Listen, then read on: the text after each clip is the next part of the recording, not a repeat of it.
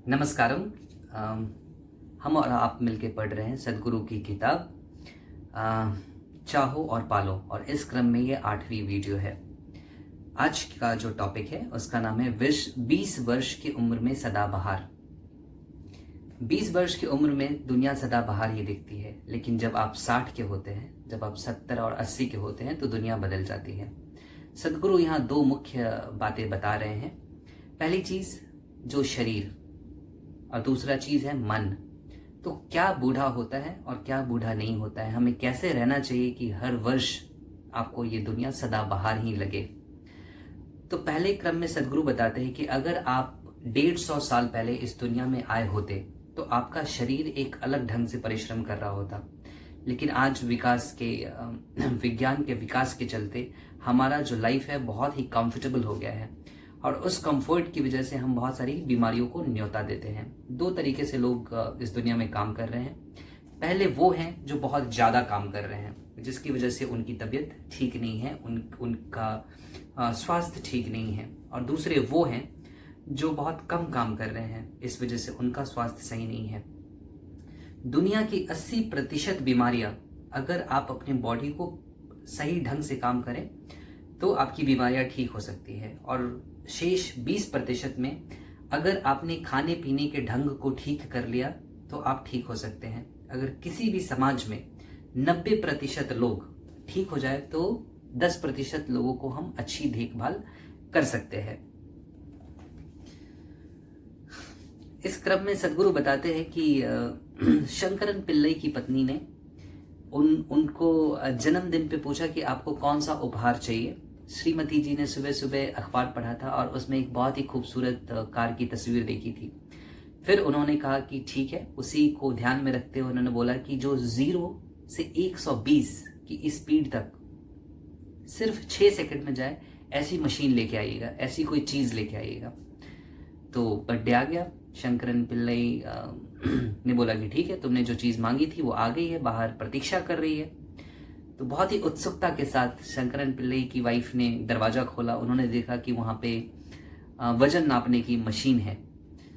तो क्या आप इस तरह की उपहार का इंतजार कर रहे हैं अपने दोस्तों से? आप अपने शरीर को एक्टिव रखिए और फिट रहिए, तो आपको ये जीवन बहुत ही बेहतर महसूस होगा। अगर आप इस हाथ को 1000 बार सिर्फ खोले और बंद करें तो आपका हाथ बेहतर ढंग से काम करने लगेगा।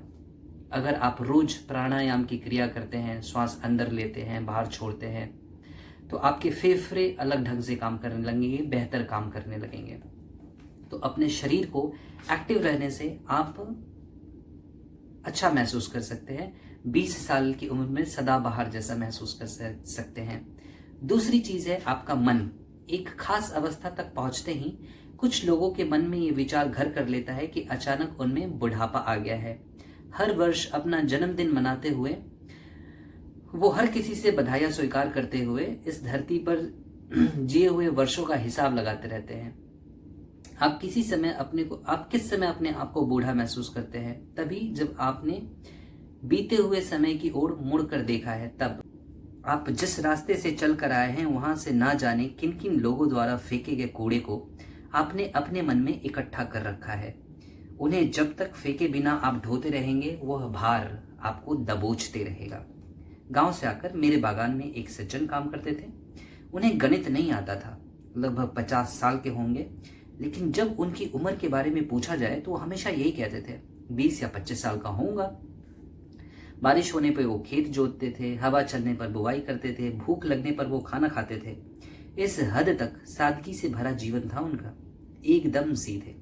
कौन सी संख्या बड़ी है इसकी जानकारी न होने के एकमात्र कारण से उन्होंने कभी भी महसूस नहीं किया कि वो बूढ़े हो गए हैं। वो हमेशा जवान ही बने रहे। 65 साल की एक महिला ने कृत्रिम ढंग से गर्भ धारण करके बच्चा जना था।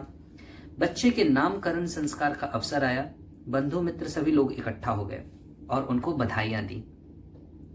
सभी ने पूछा, बच्चों को हमें दिखाएंगी नहीं? बच्चे को रोने तो दो, फिर दिखाऊंगी। उन्होंने बोला। सुनने वाले सब असमंजस में पड़ गए। अरे किस लिए? हमें बच्चे को रोने का इंतजार करने के लिए किस लिए बोल रही हैं? तो उन्होंने बोला, सोते हुए बच्चे को मैंने कहाँ रखा ये मैं भूल गई हूँ, जब वो रोए तो मैं आपको दिखाऊं।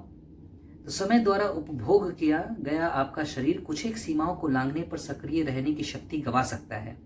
कुछ एक हिस्से काम करने बंद कर सकते हैं, याददाश्त जवाब दे सकती है। लेकिन मन ऐसा नहीं है। उसकी उम्र को तय करने वाला कोई काल नहीं है।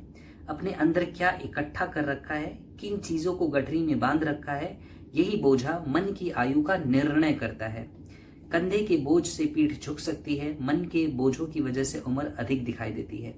60 वर्षों के कूड़ों को अगर आप ढोते रहेंगे तो उम्र भी 60 साल की लगेगी। हर दिन इकट्ठा किए गए कूड़े को उसी दिन जलाकर देखिए। बेहतर तो यही होगा कि हर पल में पुरानी चीजों को ढोए बिना जब के तब उतारते रहिए। तब आपको हर पल नए नए पैदा होने जैसा अनुभव होता रहेगा। आपके दादा के दादाजी के जमाने से ईश्वर की आयु वही बनी हुई है।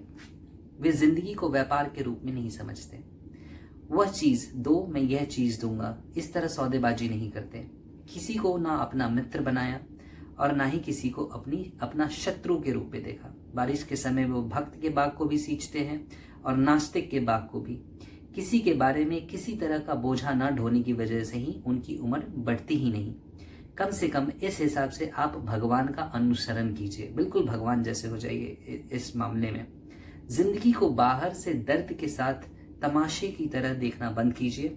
बोझे को फेंक कर रुचिपूर्वक जिंदगी का स्वाद लेकर देखिए, तो जीवन खुद ही खुद आपको चिर युवा बनाए रखेगा।